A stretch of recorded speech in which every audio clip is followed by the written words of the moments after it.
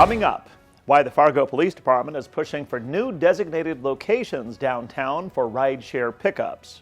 $900 million will soon be distributed to North Dakota farmers. And a warning from Michelle Bachmann, how the former Congresswoman says the World Health Organization could soon dictate health care policy in the United States. Hello and welcome to the Nightly Review. I'm Tom Tucker. We begin with a look at tonight's headlines, then a closer look, with comments tonight from former Minnesota Congresswoman Michelle Bachmann. She's speaking out against what she calls a pending move by the Biden administration to allow the World Health Organization to set health care policy in the United States. And in tonight's one-on-one conversation, how a generous donation to an area fire department is being described as a game changer when it comes to saving lives. But first, tonight, the Fargo Police Department is working on adding new designated locations downtown for rideshare and cab pickups. We're told the move is meant to eliminate safety concerns for riders, specifically those looking for rides home after bars close. The proposed plan would amend the city's existing parking ordinance and implement 4 specific pickup locations, one in the north, south, east, and west parts of downtown. A Fargo man is recovering after suffering injuries when his grill exploded Monday. The explosion happened near the Buena Vista mobile homes on El Toro Boulevard just after 4 o'clock in the afternoon. According to Fargo police, the 35-year-old man poured gas on the grill that he thought was no longer lit. Both the grill and the gas can the man was holding exploded. A proposal to form a task force to address street racing and noise on streets in Fargo was shot down by the City Commission Monday night. The measure proposed by Commissioner and mayoral candidate Arlette Preston was defeated by a vote of 3-2, with only Commissioner John Strand voting with Preston. Commissioner Pepcorn said the task force should be delayed until after the election. A North Dakota couple is getting their wedding memories back, their photos, after the abrupt closure of Glasser Images back in 2021. Brienne and Bryce appeared on Monday's episode of Dr. Phil, distraught over losing the photos taken on their special day back in July 2021. After bringing the story to Dr. Phil, the network TV psychologist surprised the couple with their wedding photos. Dr. Phil enlisted the help of Rachel LaCour Nielsen of Shootproof, who was able to retrieve those missing pictures. Well, Fargo Park Board candidate and owner of the Fargo Brewing Company, Aaron Hill, says his vision for the Park District includes what he says looking forward and being aggressive, like the city of West Fargo, and addressing issues and problems with parks in Fargo. Especially West Fargo is I would say, I use the word aggressive, like they're being really aggressive and they're building some phenomenal things, right? Like Rusted Rec Center and the Halbert Aquatic Center and the playground on 17th Avenue, kind of near Veterans, Cheney Middle School. They're building these great, beautiful, wonderful amenities. Aaron Hill says his business background and history of working with the Park District as a teenager in the city give him a leg up on the competition in the upcoming June election. Well, North Dakota farmers should be expecting federal assistance next month. The more than $900 million in emergency relief program funds is being spread across the state to those impacted by the drought last year. That's the most money going to any state in the nation. Producers should be receiving applications for funds in the coming weeks. Minnesota lawmakers and Governor Walz are agreeing to a preliminary deal on the state's budget surplus. We're told the money will be split between new classroom spending, public safety, and tax breaks. $4 billion will be put toward tax cuts under the new deal. $1 billion would be allocated for health and human services across the state as well. No agreement has been reached yet on Governor Walz's proposed tax rebate checks for singles and married couples. Essentia Health is looking to share career opportunities with people living in rural parts of Minnesota. The healthcare provider is partnering with Minnesota Health Occupation Students of America and STEM Fuse to teach students about career opportunities. The two programs will look to promote healthcare skills and bring health science curriculum to 25 high schools across the state of Minnesota. A new poll shows strong support among South Dakota voters for the impeachment and removal from office of State Attorney General Jason Ravnsborg. The poll comes from the South Dakota State School of American and Global Studies. Last month, the State House of Representatives impeached Rounsberg for certain crimes and malfeasance and suspended him from his duties. A trial for Rounsberg in the state Senate is set for next month. A new documentary on President Theodore Roosevelt will partly focus on his time in the Badlands of North Dakota.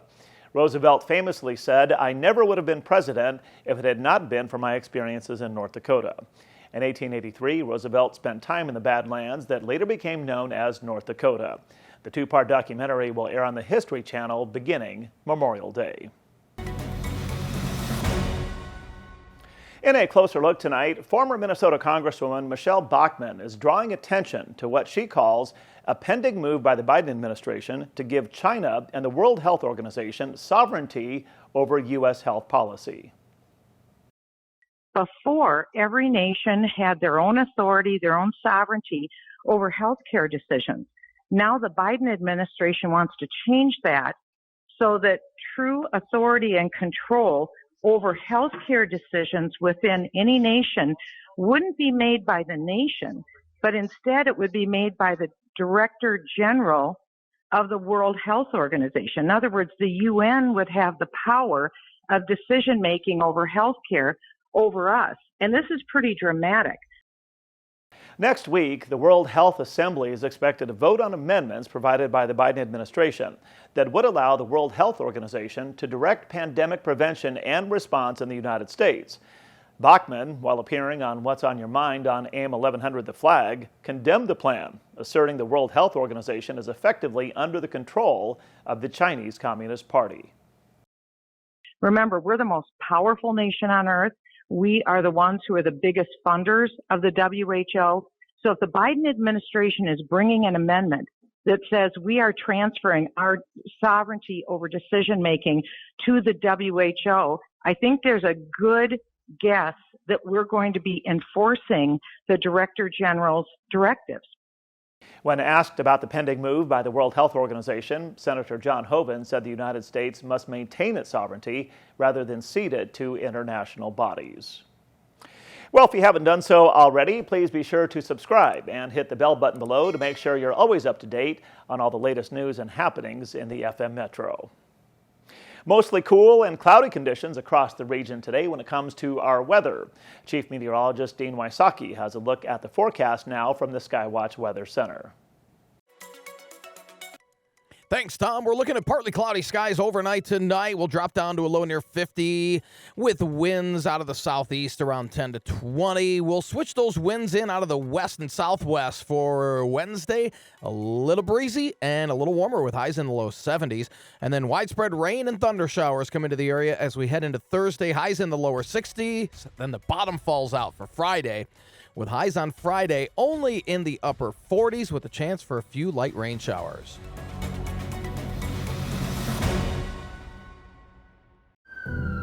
It could happen to you or someone you love. One moment, one diagnosis can change everything. Thankfully, there's a program that helps caring people uplift families through a crisis. Lend a Hand Up, raising financial help and hope through community benefits and online campaigns. A program that boosts generosity so gifts go further. Lend a Hand Up helps you help your neighbors. Learn more and give at lendahandup.org.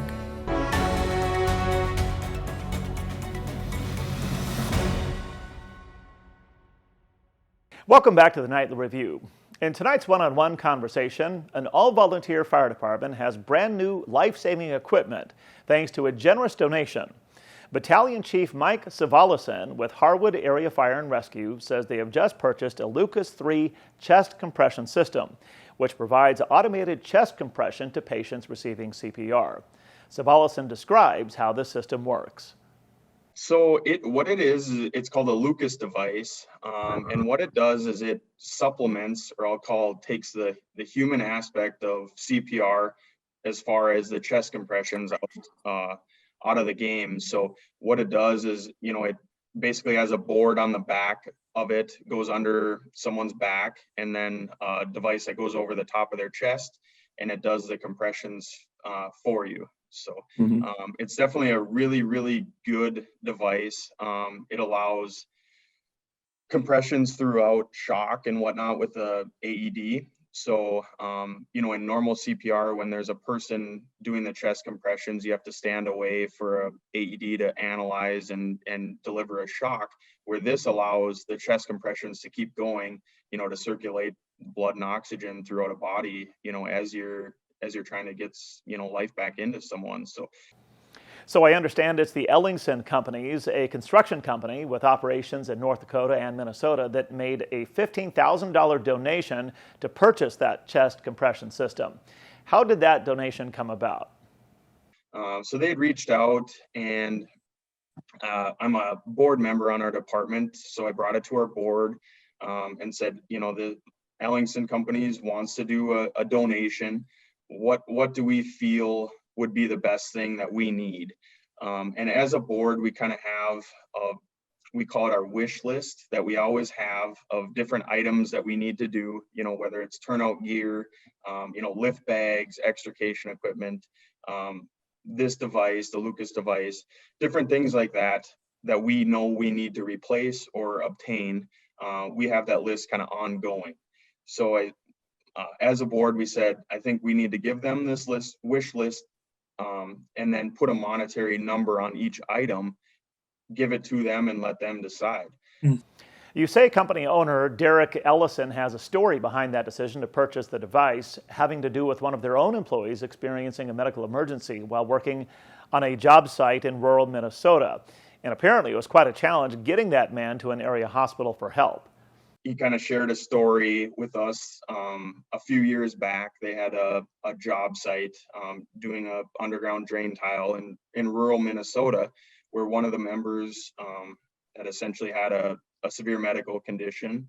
They reached out, called 911, and the team members, figured out where the ambulance was coming from and got him in a truck, rushed him in that direction.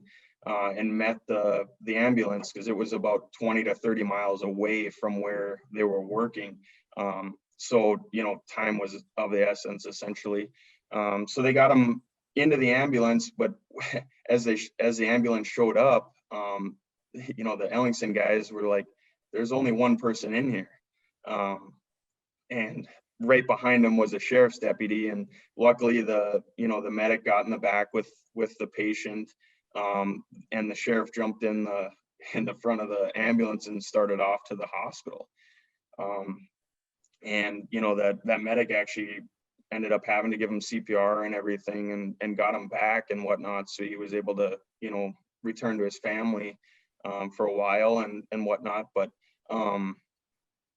essentially, I literally could not write a better reason as to why we need this device.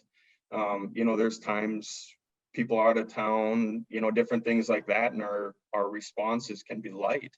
And, to give effective CPR to someone for an extended period of time takes a team. And I'd like to thank Harwood Area Fire and Rescue Battalion Chief Mike Savalison for joining me for tonight's one-on-one conversation, talking about the department's new automated life-saving chest compression system made possible by a donation by the Ellingson Companies. Well, that will do it for this Tuesday night, May 17th, 2022. I'm Tom Tucker. Thanks for watching the Nightly Review.